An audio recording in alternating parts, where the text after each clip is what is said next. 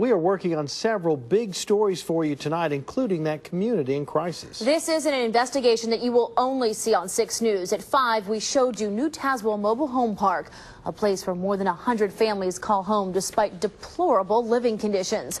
As a result of our investigation, the Commerce Department is ordering the owner to immediately stop his illegal renting practices. Investigator Don Dare now reveals new information about the crisis at the park. Well, Kristen, the place was once known as Birchfield. The park is unsafe and unhealthy for the youngest residents, as you will see and hear. Ask just about anyone in the area, they'll tell you it's a community in crisis. We had to put up that underpinning. Park resident Joshua Paul is appalled with conditions inside his trailer where he's lived for 2 months. The water's not connected. No, there's no pipes connected. You have no water. We have no water right now because we've got to fix them. There are no cabinets on Joshua's kitchen wall. Inside one of the bathrooms, there's a big hole in the floor, and a toilet should be set up over this hole. Where's your toilet? We do not have one. There was never one in this trailer when we rented it. Several hundred people live at New Tazewell Mobile Home Park. Substandard living conditions inside trailers are just part of the problems here. To be honest, it's not real safe for kids. 26-year-old Brandy Manor has lived here for 4 years. 8-year-old Chelsea Ayers for 1 year. What's it like living in here, Chelsea?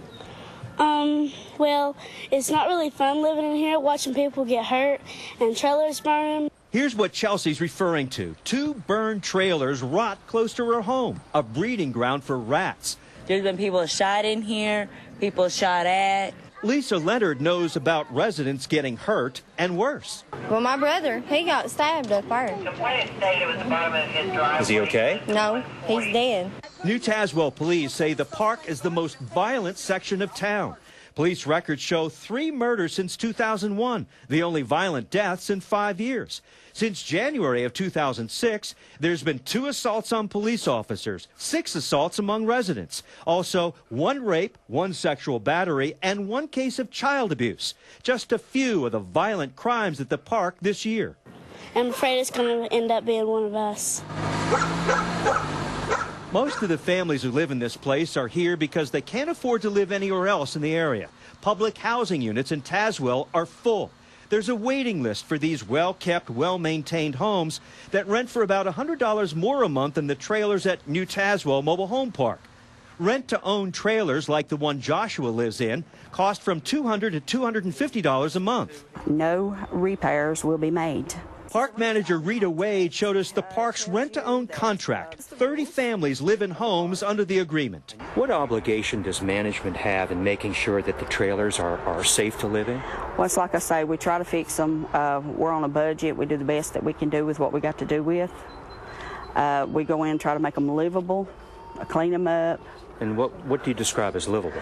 Well, you know, no holes in the floors and the windows not busted and the doors shut properly. Make sure, you know, that they're safe. Smoke detectors. The park's owner is Pat Lane. He's an optometrist. Dr. Lane refused to comment on camera. On the phone, he said, "What do you want me to do about the park?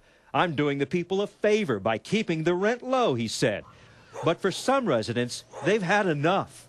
Do you feel comfortable living in this park? No. I'm actually trying to find a place out of here. The park owner tells us he's making a big effort to clean up the park. Debris from those burned trailers has been removed.